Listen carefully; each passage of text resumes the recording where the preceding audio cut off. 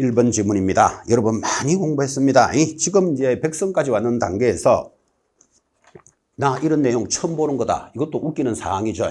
그래서 많이 보신 것들에 대해서 자, 개공사의 중개에 관한 설명입니다. 틀리는 것은 몇 번입니까? 답이 3번에 있습니다. 자, 3번 중개행위에 해당하는지 여부는 진정으로 거래 당사자들을 위해 거래를 알선하려는 의사를 가지고 있었느냐는 개공사의 주관적 의사에 의한다. X죠. 당연히 객관적 의사에 따릅니다. 이런 표현입니다.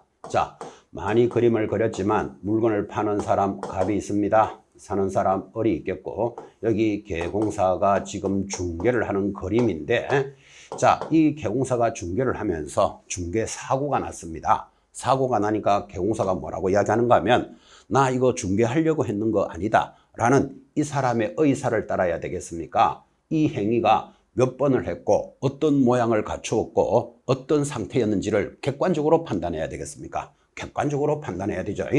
그래서 주관적 의사 하니까 틀렸다. 답은 3번인데 이제 이런 질문에서 여러분들이 주의하셔야 될 것, 여기 진정으로 이런 표현들이 참 좋은 표현이죠. 또는 여기 성실하게 이런 거 막 들어갑니다. 진정으로 성실한 개공사의 주관적 의사에 따른다. 진정으로 성실한 이런 말이 들어가면 맞는 것 같이 보인다니까요. 반드시 주관적 의사가 아닌 객관적 의사로 판단한다. 이게 판례의 모습이죠. 자, 그래서 틀린 거 3번 들어왔습니다. 나머지 공부해 볼까요? 1번 거래계약의 체결이란 계약서 작성, 중도금, 잔금의 지급, 등기서류의 인도 인수 행위는 해당하지 않는다. 맞다. 여러분, 계약이 체결되었다라는 말은 당사자 의사가 성립되었다. 그럼 굳이 이야기한다면 의사가 성립되면 뭐합니까? 계약금 주고받죠. 그럼 여기까지가 계약의 체결이고, 이제 계약서가 계약금이 지급되면 중도금, 잔금 또는 등기서류 등은 계약의 이행이라 합니다. 그래서 계약금까지 거래 계약의 체결이라는 부분을 잘 익혀보시기 바랍니다. 중도금 이후의 행위를 뭐라고 부른다고요? 계약의 이행이다 이렇게 말합니다. 2번 중개는 사실행위로서 유상으로 행해지는 반면 위임은 타인의 사무 처리를 위한 계약으로서 신뢰를 기초로 하여 무상계약이 원칙이다. 정반대로 이어지죠. 자, 중개는 사실행위로서 유상이라면 위임은 신뢰관계를 기초로 하되 무상으로 이어지니까 이거 반대로 적으면 어리어리해집니다. 그러니까 여러분이 한쪽을 딱 잡으셔야 돼. 하나를 딱 잡으면 나머지는 반대인데 우리 판례는 이 중개와 위임이 가장 유사하다 이렇게 되어 있습니다. 자, 그러면 중개는 그림에서 보다시피 중개를 하면 수수료 받는다는 거 이해하시죠? 그러니까 유상이 원칙이잖아, 그죠? 그런데 위임은 무상이 원칙이에요. 이렇게 이야기할까요? 아저씨가 바쁘게 나가면서 집사람에게 내 인감을 좀 떼놓으시오. 내가 오늘 좀 바쁩니다. 하고 위임을 하잖아, 그죠? 그럼 위임을 하면 집사람이 동사무소에 가서 인감을 떼와서 저녁에 아저씨한테 당신이 부탁한 인감을 떼왔어 이렇게 주면 수고했어 하고 수수료 10,000원 주는 거 본 적이 없죠. 그래서 위임은 무상이라는 개념을 지금 사례를 넣어서 이렇게 이해를 하셔야 됩니다. 이게 반대로 들어옵니다. 중개는 사실행위로서 무상으로 하면 틀리잖아, 적은 거죠.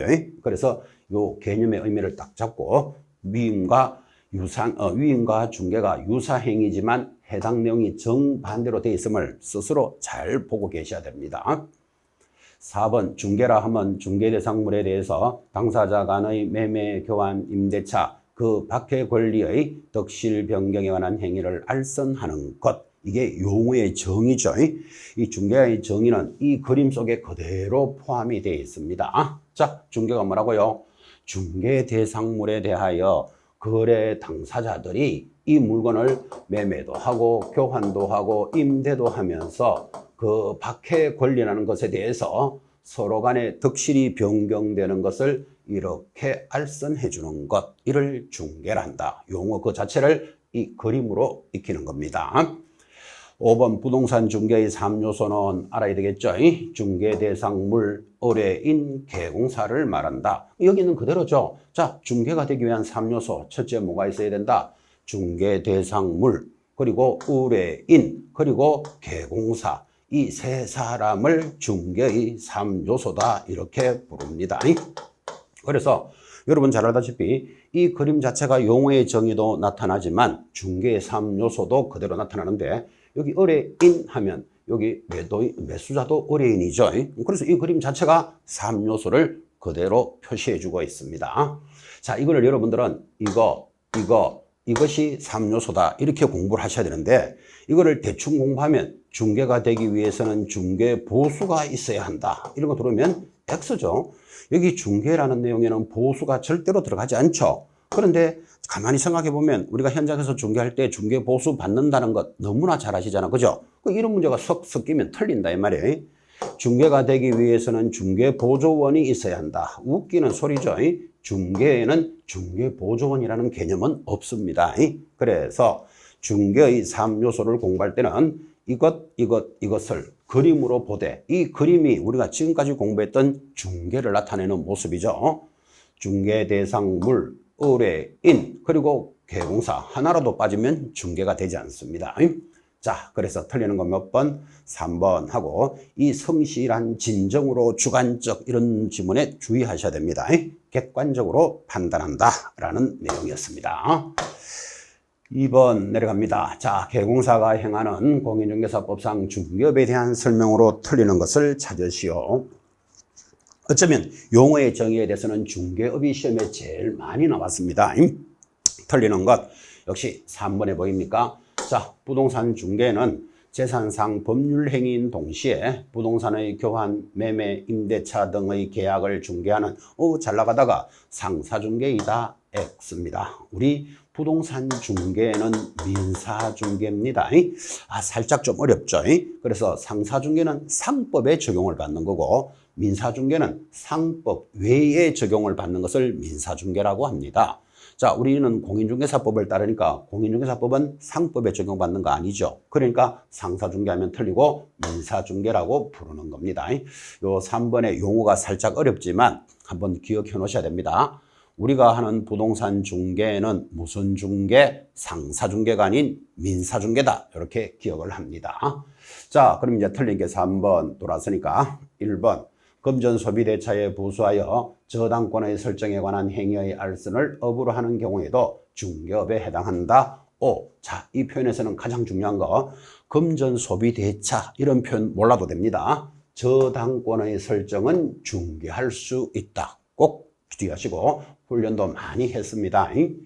자, 2번 중개보수 약정을 하지 않고 거래계약을 성사시켰을 경우라도 개공사 의뢰인에게 보수를 청구할 수 있다. 맞다. 그래서 이 표현도 아주 잘 나오는 판례인데 의뢰인이 자, 우리 아파트를 5억에 팔아주세요 합니다.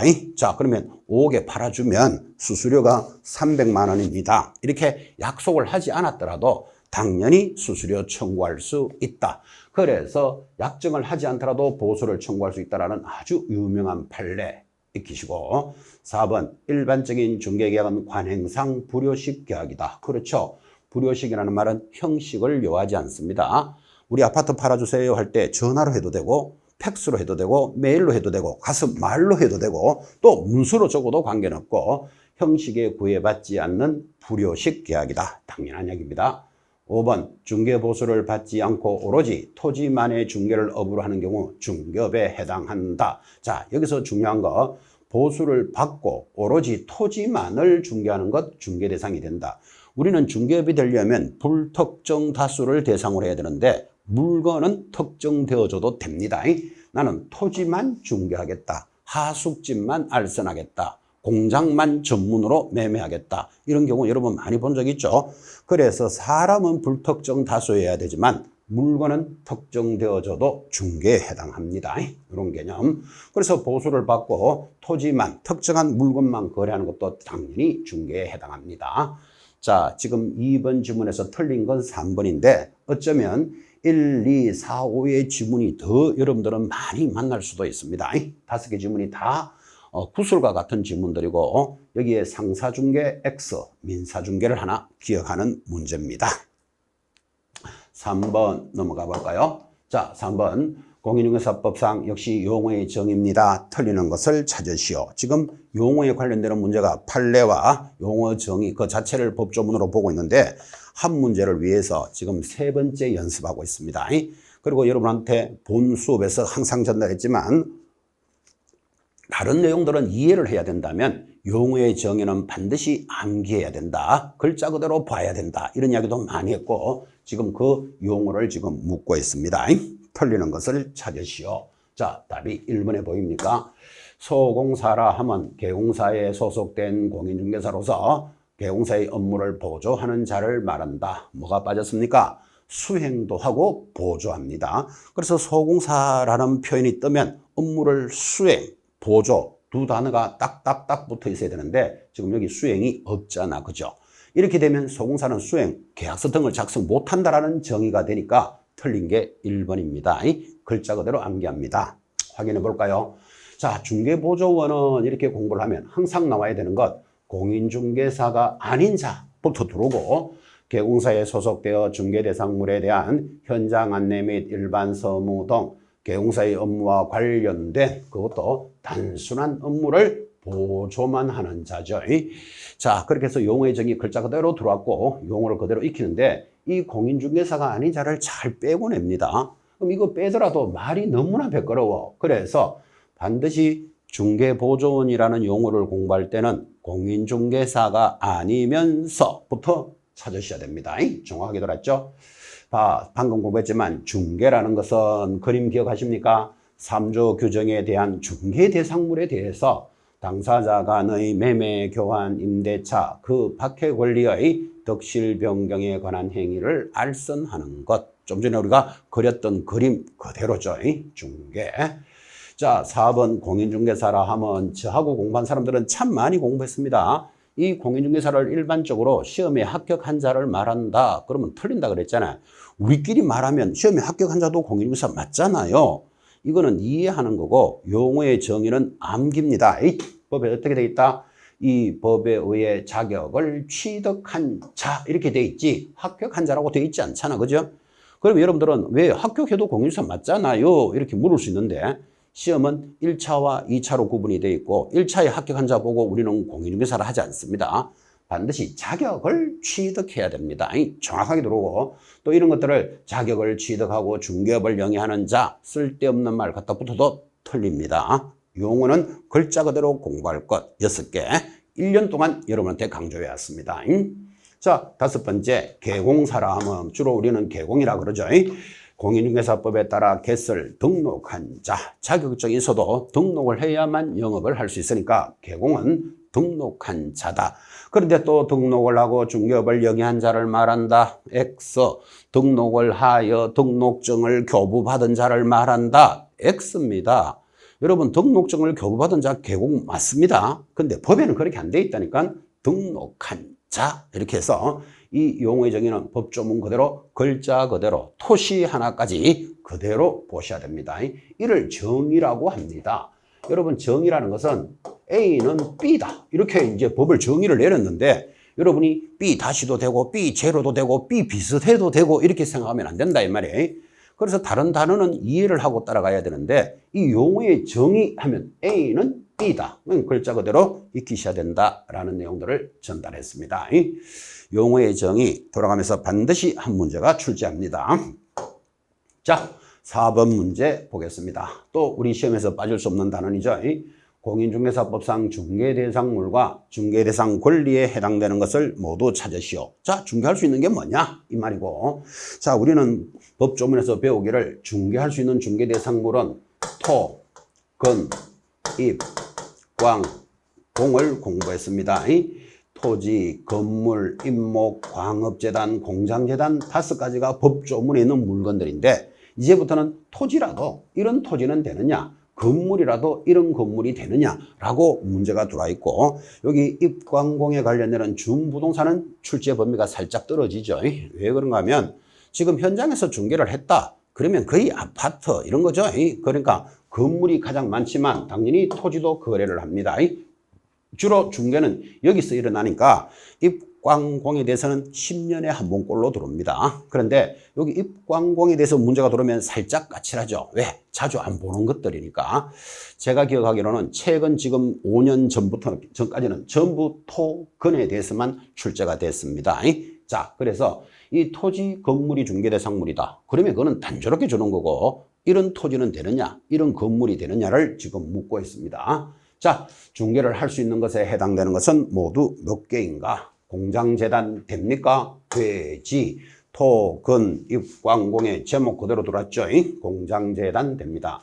그런데 광업재단이나 공장에서 분리된 토지 하면 틀리죠. 항상 재단이라는 말은 하나를 묶어서 부동산으로 보지 거기서 이렇게 분리하면 빼내면 중개대상물이 되지 않습니다. 지상권, 용익물권으로서 당연히 중개할 수 있습니다. 자, 무주부동산, 부동산이지만 무주부동산은 안 돼. 이때 무주부동산이라는 것은 주인이 없는 부동산, 주인 없는 것은 국가 겁니다. 우리는 국가 물건을 거래할 수는 없다. 이게 무주 구천동에 있는 무주가 아니고 주인 없는 부동산 국가 소유니까 중개대상물이 될 수는 없다. 선박, 살래, 팔래 중개하지 않습니다. 그런데 선박이 왜 자꾸 문제에서 만나는가 하면 이것도 등기가 되는 준부동산이기 때문에 그렇습니다. 우리는 준부동산 중에서 되는 것은 뭐밖에 없다? 입광공 세 가지만 가능하죠. 선박을 개공사가 살랍니까? 팔랍니까? 중개하지 않습니다. 분묘기지권 당연히 중개할 수 없다. 타인의 토지에 무단으로 설정했더라도 일정한 조건이 맞으면 철거하지 않는 권리를 분묘기지권이라는데 그런 권리를 네가 살래 팔래 중개할 수는 없다. 자, 가압류된 공장 됩니까? 공장 자체가 건물이잖아요. 그런데 가압류가 돼 있대 또는 가처분이 돼 있더라도 부담스럽지만 당연히 중개할 수 있는 물건에는 해당됩니다. 동그라미. 자, 여기 중요한 거 상속된 토지 중개대상물이 되죠. 토지는 되는데 상속이 돼 있는 토지 당연히 네 살래 팔래 거래할 수 있죠. 그래서 상속이라는 법률의 규정에 의한 것은 안 되지만 상속받은 토지 또는 상속된 토지는 되는 겁니다. 특허권 이런 것들을 무체재산권이라 합니다. 이 특허권을 네 살래 팔래 중개대상물에 들어가지 않습니다. 토지 일부에 대한 임대차 당연히 가능하죠. 자, 전세권, 지상권, 지역권, 토지 일부에 대해서 용익물권은 설정할 수 있습니다. 기억, 주택이 철거될 경우 공급받을 수 있는 대토권 몇 번이나 출제되지만 토지를 대신 받을 수 있는 권리 이것을 중개할 수는 없다. 그죠?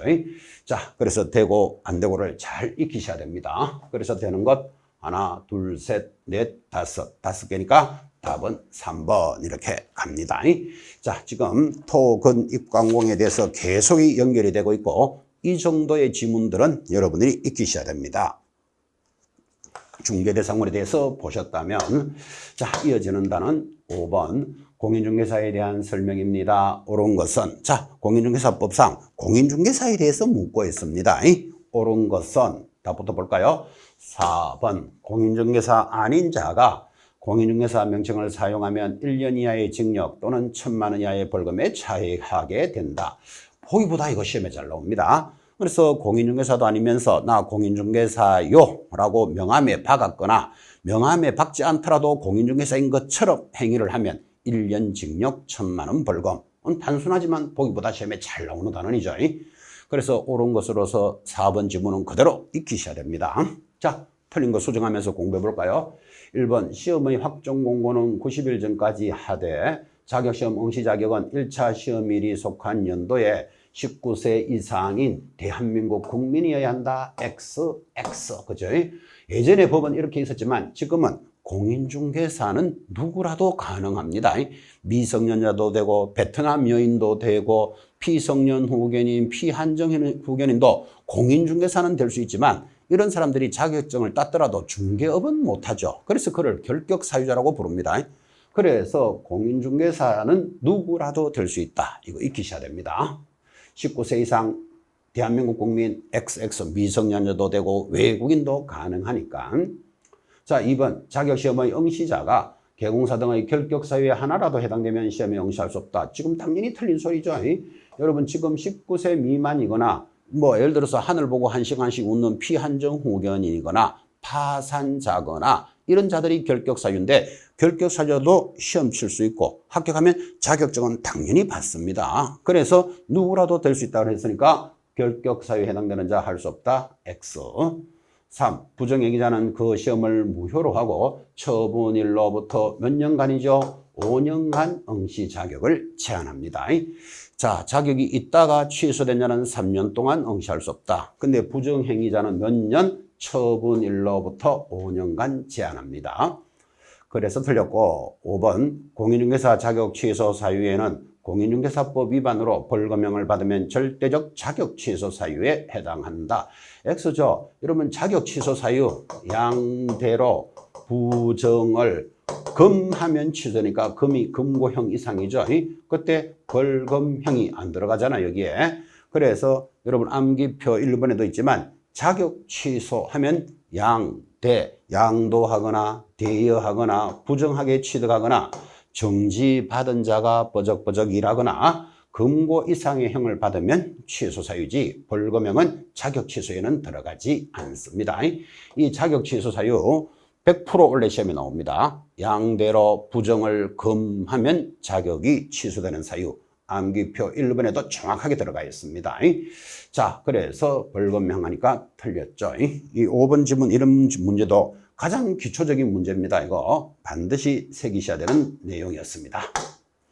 자, 6번 들어갑니다. 자, 중개법인의 사무소 개설 등록 요건 중 옳은 것을 찾으시오. 여러분, 자격증이 있더라도 중개업을 하려면 등록을 해야 됩니다. 그러니까 등록의 조건에 대해서는 묻지 않을 수가 없죠. 자, 그래서 6번 등록 요건 중 옳은 것은 일단 답이 2번이죠. 자, 상법상 회사 또는 협동조합으로서 자본금이 5천만 원 이상일 것. 아주 기본적인 기준입니다.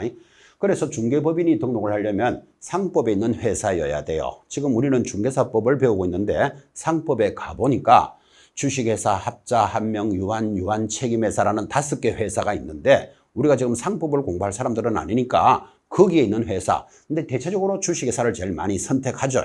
어쨌든 상법에 있는 회사 또는 협동조합으로서 자본금이 5천만 원 이상일 것. 이게 첫 번째 기준입니다.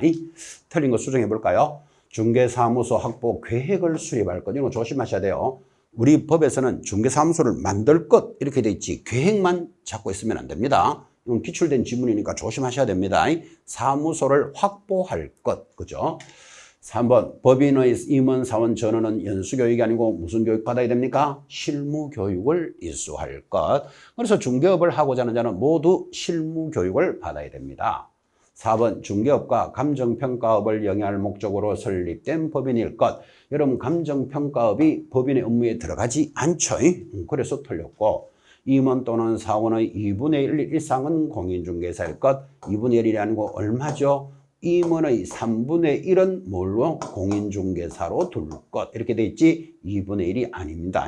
그래서 법인의 사원 임원의 3분의 1이 공인중개사인 것을 알고 있느냐? 지금 그런 문제죠. 이 6번 질문은 단조롭지만 등록의 기준에 대해서는 매년 출제합니다. 자기 것으로 딱 소화시켜서 익혀 놓으셔야 됩니다. 또 지금까지 꾸준히 우리 이 과정을 따라오신 분들은 당연히 이런 문제는 체크합니다. 법인의 등록 기준 5가지 시험에 잘 들어옵니다. 자, 7번 가볼까요? 중개사법상 역시 등록에 관한 내용입니다. 틀리는 것은 등록을 해야 중개업을 할 수 있으니까 이 등록에 관련되는 문제를 묻지 않을 수 없고 또 등록에 관련되는 내용으로 출발을 하는데 틀리는 것 답부터 볼까요? 5번이죠. 업무 정지를 받은 개공사 업무 정지 기간 중에 당해 중개업을 폐업하고 다시 개설 등록을 신청할 수 있다 때문에 X다. 그죠? 너무나 단조롭지만 여러분 이렇잖아요. A라는 여러분이 중개 업무를 하고 있습니다. 하다가 1월 1일부터 5월 1일까지 업무 정지 받았습니다. 왜 정지 받았을까요? 5개월 동안 업무 정지, 뭔가 위반을 했으니까 정지를 받았겠죠. 자, 내가 위반을 했지만 5개월의 업무 정지 탁 들어오면 열받습니다. 그래서 바로 열받은 그 다음날 나 폐업할 거야. 자, 묻습니다. 업무 정지를 받은 자 폐업할 수 있다 없다? 있다. 폐업하는 건 내 자유죠. 자, 폐업을 하고 나는 자격증 있는 사람이니까 다른 데 가서 등록할 거야. 이거는 안 된다. 지금 이야기죠. 그래서 폐업을 했더라도 그 업무 정지 기간 동안에는 뭐다? 결격 사유죠. 상식적인 이야기입니다, 이거. 자, 그런데 이것을 응용하면 이렇게도 나올 수 있겠죠. A라는 경우사가 업무 정지를 받고 바로 폐업하여 업무 정지 기간이 경과되고 다시 등록을 하였다. 이건 된다, 안 된다? 당연히 됩니다. 이 개념도 스스로 잘 보셔야 돼요. 우리 공인중개사 자격을 가지고 있는 자는 중개업을 하다가 언제든지 폐업해도 되고 언제든지 다시 등록해도 되고 또 폐업해도 되고 언제든지 가능하죠. 이 개념도 잘 익혀주는 시간입니다. 5번 지문이 표준 지문이고 요거를 살짝 응용해서 정지받은 자 폐업을 하고 업무 정지기간이 경과되면 등록할 수 있다. 이런 것도 의미 있게 봐주시기 바랍니다. 자, 그럼 틀린 게 돌았으니까 나머지는 맞습니까? 1. 중개사무소 개설 등록을 할 수 있는 자의 기준에 관해서는 대통령령으로 정한다. 오예요. 자, 조금 어렵죠? 이게 국토교통부령으로 정한다. 이래 들어오면 이게 맞을까? 틀릴까? 이렇게 어려워지는데 지금 어차피 7번 문제에서는 답은 딱 돌았어. 5번으로 단순하게, 그죠? 그럼 나머지는 다 맞는데 여러분 항상 이렇게 기억합니다. 기준은 대통령이 정하는구나. 물론 아닌 것도 있습니다. 뭐 자격정지나 업무 정지 기준은 국토교통부령인데 그까지 가면 복잡하고 자 여기서 기준은 높은 사람 대통령이 정한다 생각하시고 이 대통령령으로 정한다 국토교통부령으로 정한다는 지금까지 정답으로 처리하지 않았습니다. 이거 무슨 말인가 하면 여러분이 대통령령 또는 국토교통부령 이런 게 나오면 이 문제는 지문 없는 걸로 보면 된다고 답으로 처리 안 하니까 그러면 2, 3, 4, 5 중에 틀린 게 있을 거다 이렇게 기억하시면 돼요. 대통령령, 국토교통부령이 들어가는 지문을 답으로 처리하지 않았습니다. 그러면 아마 큰 게 해결될걸요. 지금은 답이 5번이다 이렇게 들어오니까 그래 대통령령 이러고 쉽게 따라가는 것 같지만 저게 문제로 들어오면 막상 간지럽다니까요. 그런데 지금까지 기준은 대통령령으로 정한다, 국토교통부령으로 정한다는 정답으로 처리하지 않았습니다. 그러면 정답이 아니니까 1번을 일단 딱 빼놓고 옳은 거 틀린 것을 찾으시면 된다 그 말이에요. 지금은 당연히 5번이 답으로 돌았고 자 2번 등록 관청이 등록을 한 때는 국토교통부령이 정하는 바에 따라 이제 이런 게 들어오면 어렵다 이 말이에요. 대통령령이 정하는 바에 따라 뭐 이러면 이게 맞을까 틀릴까 고민하잖아 지금 그죠? 국토교통부령이 정하는 바에 따라 등록증을 교부해야 한다 옵니다. 그래서 기준은 높은 사람 대통령이 정하고 서류를 내줄 때는 대통령의 쫄병인 국토교통부 장관이 등록증을 교부해 줍니다. 그렇게 스토리를 기억해도 됩니다. 기준은 대통령이 정하면 그 기준에 따라서 서류를 내줄 때는 대통령이 쪽팔리게 서류 내주지 않습니다. 대통령의 쫄병인 국토장관이 서류를 교부하는데 답으로 처리하지 않는다니까요. 지금 어차피 답은 5번에 들어와 있으니까. 그래서 여러분들은 대통령령, 국토교통부령이 들어오면 이거는 이제 지문에 답이 해당 사항이 없다. 이렇게 딱 놓고 3개 중에 답을 찾으면 된다고 그런 표현입니다. 자, 3번 개공사는 교부받은 등록증을 잊어버리거나 못 쓰게 되면 당연히 국토교통부령이 정하는 바에 따라 등록관청에 제기합니다. 서류는 전부 대통령의 쫄병인 국토장관이 정한다 이렇게 생각하시고 벌써 3개를 빼놓고 나머지 2개 중에서 틀린 걸 찾아라 이렇게 해석해도 된다 이 말이에요. 4번 중개업을 영위하고자 하는 자, 사무소를 두고자 하는 지역을 관할하는 시장, 군수, 구청장. 우리는 이것을 뭐라 그럽니까? 등록관청에 등록을 하여야 한다. 아주 중요한 등록관청의 내용이죠. 자, 그러니까 틀린 거 몇 번? 5번. 5번 틀린 거 설명했죠. 업무 정지를 받은 자 바로 폐업할 수는 있지만 폐업을 해놓고 다른 데 가서 등록할 수는 없다. 지극히 상식적인 질문이었습니다. 지금 7번 문제는 답이 5번입니다 라고 전달하지만 여러분한테는 많은 내용을 익혔습니다. 8번 들어갑니다. 자, 등록관청이 다음 달 10일까지 중개협회에 통보할 사항이 아닌 것은 자, 이런 것도 통보 사항이 6가지나 되지만 6가지가 되니까 이제 객관식 문제를 만들기가 좋죠. 그런데 왜 협회에 통보를 해야 되는가를 가만히 한번 생각해 봐요. 등록관청에서 어떤 신고가 돌았는데 이걸 협회에 통보 안 해주면 협회가 몰라. 협회가 모르는 것들을 통보해줘서 관리할 수 있도록 해주겠다. 지금 그런 취지죠. 자, 분사무소 설치 신고하면 통보합니다. 사무소를 예를 들어서 서울에서 하다가 수원으로 이전했다. 그럼 수원으로 이전하면 협회는 모르잖아. 누가 어디로 갔는지. 그죠? 이전사항 통보합니다. 누가 휴업했다, 폐업했다 통보해 줍니다. 5번 개공사에 대한 등록 취소나 업무 정지를 내렸다. 등록관청이 업무 정지나 취소를 내렸으면 협회는 모르잖아 지금 그죠? 그래서 협회가 관리하도록 통보하는데 자격 취소도 사실은 협회가 모르죠. 근데 이건 통보하지 않습니다. 왜 안 할까요? 하면 자격증에 관련되는 것은 모두 시도지사 관할이니까 지금은 등록관청이 통보하는 거잖아. 그죠? 그래서 자격정지, 자격 취소는 통보하지 않습니다. 아니, 그러면 협회가 모르잖아요. 그래, 모르는데 자격정지나 자격 취소는 시도지사 관할이지 등록관청의 관할이 아니죠. 여기 답으로 잘 들어옵니다. 자, 그러면 통보하는 것 6가지 다 기억하시든지 아니면 자격정지와 자격 취소는 통보하지 않는다. 이런 것들을 역으로 익히는 거예요. 시험에서는 이렇게 나온 바도 있습니다. 등록사항은 통보하는데 등록증을 재교부받으면 등록증 재교부 받은 거 통보하지 않는다. 이것도 답으로 돌았습니다. 여러분 등록은 누가 했는지 모르니까 통보하겠죠. 근데 그 등록증 받은 자가 잊어버렸어. 그래서 등록관청에 가서 새로 등록증을 재교부 받는 것까지 통보해 줄 필요는 없죠. 어차피 그 자는 등록이 돼 있는 자니까. 그죠? 자, 그래서 이 통보하는 사항이 6가지나 되니까 객관식 문제 이렇게 그는데 여러분들은 암기를 하셔도 좋겠고 아니면 이거 통보 안 해주면 협회가 모르잖아. 그래서 통보한다. 이렇게 익히되 답으로 들어오는 게 있다니까요. 자격 취소, 자격 정지, 등록증 재교부는 통보하지 않는다. 답으로 잘 의미를 가지셔도 됩니다.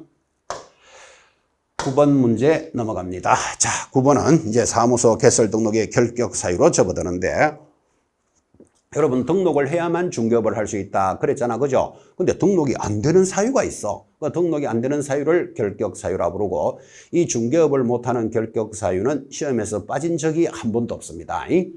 가장 많이 나오는 방법 결격 사유 제목을 아십니까? 요거 초급 수준 문제죠. 중급은 결격 사유를 알았으면 어떻게 해야 벗어날 수 있습니까? 벗어나야 중개업을 하니까. 세 번째 고급 수준은 이 결격 사유가 우리 중개사법 전체에 어떤 영향을 미칩니까? 초급, 중급, 고급의 수준으로 출제가 되는데 어느 방법이 제일 많이 나올까요? 초급이 가장 많이 나옵니다. 작년에도 다음 중 결격 사유를 찾으시오. 이거 제목 알고 있느냐 이 문제잖아. 그죠? 다음 중 결격 사유에 해당되지 않는 자를 찾으시오. 여기 제목을 묻는 게 가장 많이 나옵니다. 그래서 여러분 결격 사유 12가지는 반드시 제목을 익히셔야 됩니다. 그렇게 또 수업을 지금까지 진행해 왔습니다. 자, 그런 문제로서 9번 결격 사유에 해당되는 자를 찾으시오. 그러니까 여러분 당연히 제목을 알고 있느냐를 묻는 거예요. 자, 답은 2번에 있습니다. 해당되는 자, 금고 이상의 형의 집행유예를 받고 그 유예기한이 만료된 날로부터 2년이 경과되지 아니한 자 결격 사유죠. 이게 왜 중요한가 하면 좀 전까지는 집행유예를 받고 유예기간이 만료가 되면 결격 사유에서 벗어났는데 지금은 더하기 2년이 더 지나야 되는 게 도입이 되었습니다.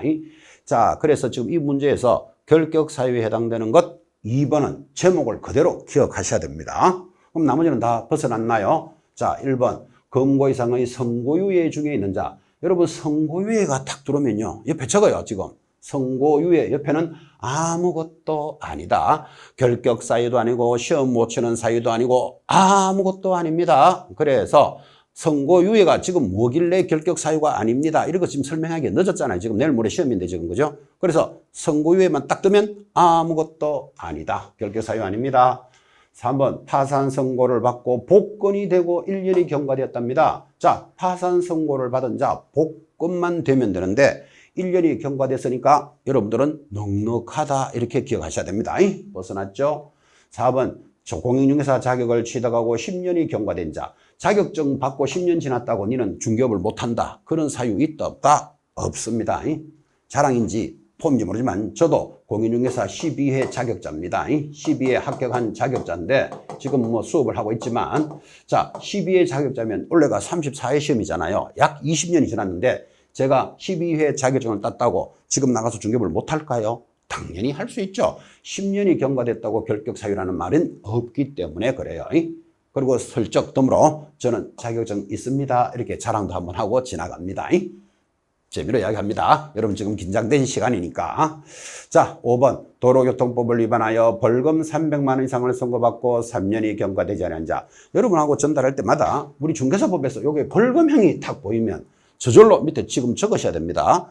2, 벌, 3, 3은 결격 사유다. 벌금만 보면 밑에다 적기를 2벌 33.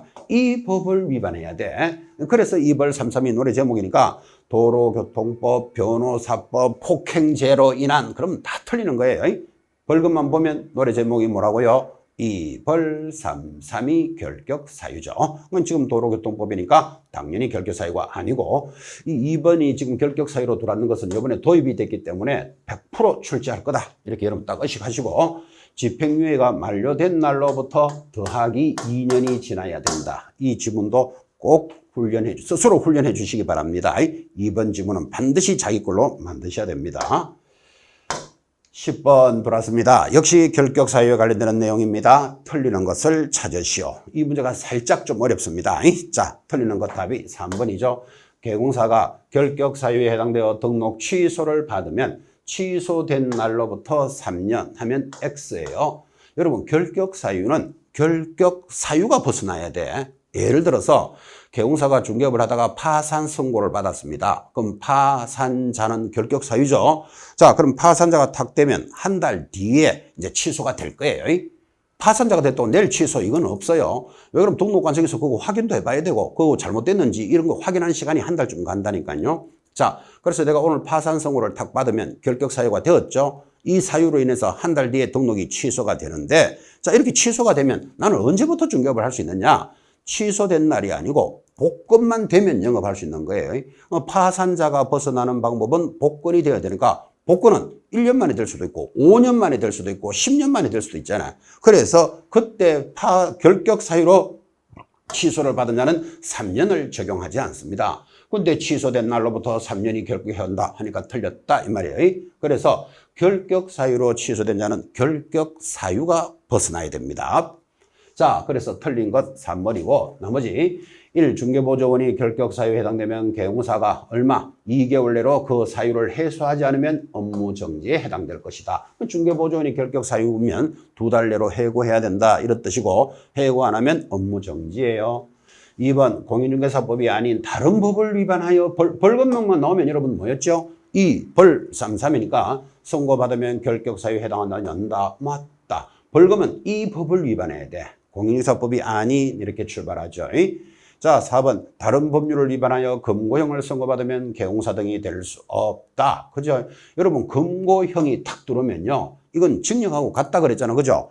그러면 금고나 징역을 받으면 그동안에 어디 가 있어야 된다? 교도소 가 있어야 되잖아. 교도소 가 있는 동안에 중개업을 못한다는 건 상식이죠. 그리고 우리 법은 징역이나 금고를 받은 자가 교도소 가서 종료, 만기 출소된 날로부터 3년은 지나야 중개업을 할 수 있습니다.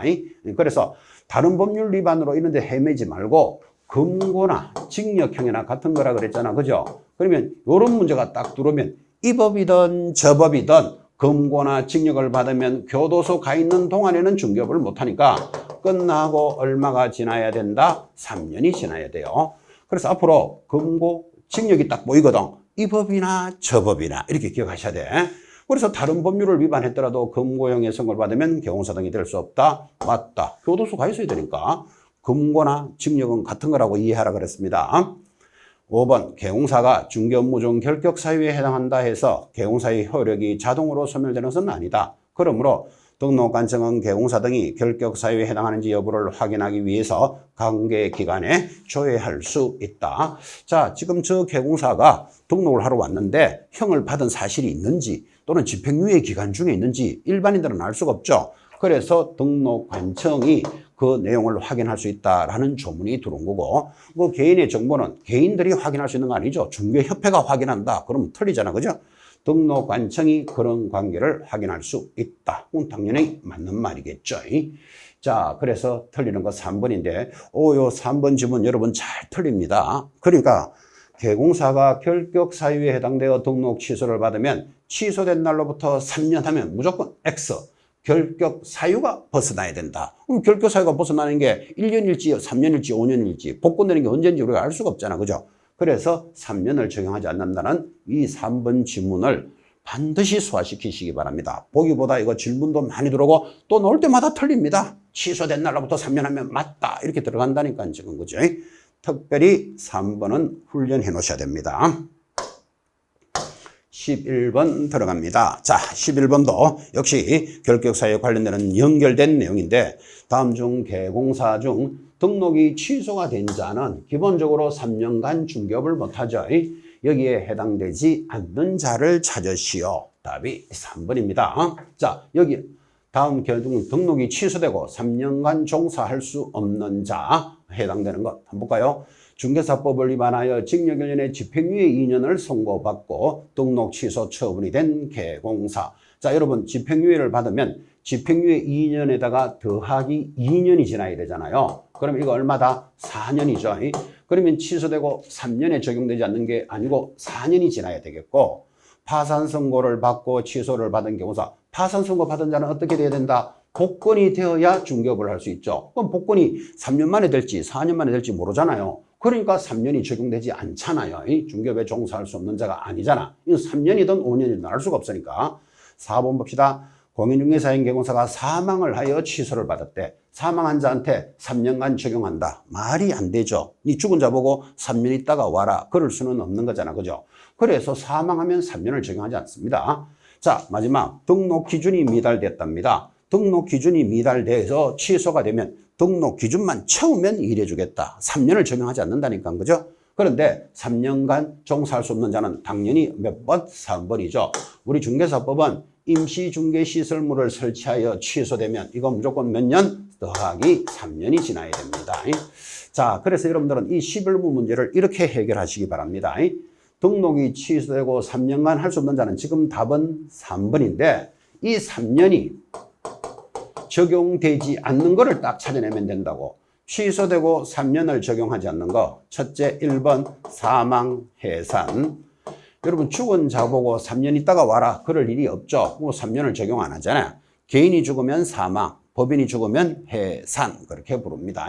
자, 2번 지금 하고 있지만 결격 사유로 취소된 자는 3년을 적용하지 않습니다. 그럼 3년을 적용하지 않으면 뭐를 적용합니까? 결격 사유가 벗어나야 된다니까. 자, 3번 등록 기준 미달이죠.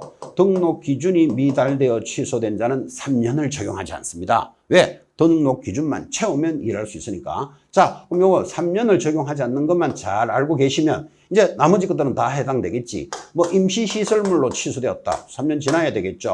이중 등록해가지고 취소되었다. 3년 지나야 되겠죠. 뭐 이중 소속으로 취소가 되었다. 3년 지나야 되겠죠. 그래서 다 3년이 지나는데 3년이 적용되지 않는 것, 요 부분만 잘 암기를 하시라고. 그죠? 이 부분이 제일 어렵습니다. 결격 사유 중에서. 자, 자기 것으로 반드시 소화시키셔야 될 내용이었습니다. 자, 한 문제만 더 하고 잠깐 쉬겠습니다. 공인중개사법상 다음은 개공사가 사용할 인장에 관한 내용인데 옳은 것을 찾으시오. 인장, 휴업폐업 제목 하나에 무조건 한 문제씩입니다. 자, 옳은 것을 찾으시오. 답이 5번에 있습니다.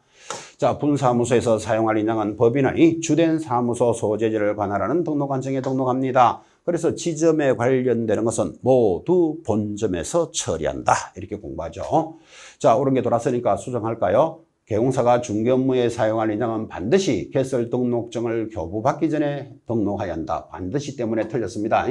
인장 등록은 업무 개시 전 또는 내가 등록을 신청할 때 할 수도 있다. 이렇게 돼 있지. 반드시 등록증 교부 전에 하면 틀리고 2번 개공사가 작성한 계약서에 등록된 인장을 사용하지 않았다면 법적 효력은 없다. X죠. 인장을 등록 안 하면 6월 이내에 업무 정지 사유지만 인장을 등록하지 않거나 사용하지 않았다 해서 계약이 무효가 되지는 않습니다. X. 3번 개공사가 작성한 계약서에는 등록된 인장을 사용해야 되고 인장을 변경하면 7일 내로까지는 좋았죠. 7일 내로 등록관청에 변경 신고한다면 틀려요. 인장은 무한다 등록합니다. 등록. 아주 요거 만만찮은 문제죠. 그래서 7일 내로 변경 등록하여야 한다. 그래서 여러분들은 제목을 인장은 신고한다가 아니고 인장은 등록한다. 이거 기억해 놓으셔야 됩니다. 우리 중개사법에서 등록하는 게 두 군데입니다. 인장 등록합니다. 그리고 중개사무소도 뭐합니까? 등록합니다. 그래서 등록하는 건 두 가지밖에 없어. 그럼 이 등록을 두 가지만 딱 잡으시면 나머지는 뭐 신고거나 허가거나 뭐겠지. 그죠? 자, 다시 인장 신고하는 게 아니고 인장 뭐? 등록. 중개사무소 등록합니다. 등록하는 건 두 가지밖에 없으니까 특별히 이런 것들은 유념하셔야 됩니다. 이 3번 지문에 변경 신고한다 이런 거 들어오면 굉장히 아픈 문제죠. 의식을 딱 해놓으셔야 돼. 인장은 등록 사항이다. 되고. 자, 4번 중개사무소를 공동으로 사용하는 개공사 대표자가 보정한 인장을 등록한다. 공동사무소인 대표자가 없다니까요. 인장 등록은 모두 각각 등록합니다. 그래서 옳은 것은 5번. 이제 12번 정도가 인장 등록에 관련되는 가장 까칠하게 만들어진 문제죠. 자, 하나 더 공부할 건데 10분 쉬었다가 진행을 하도록 하겠습니다.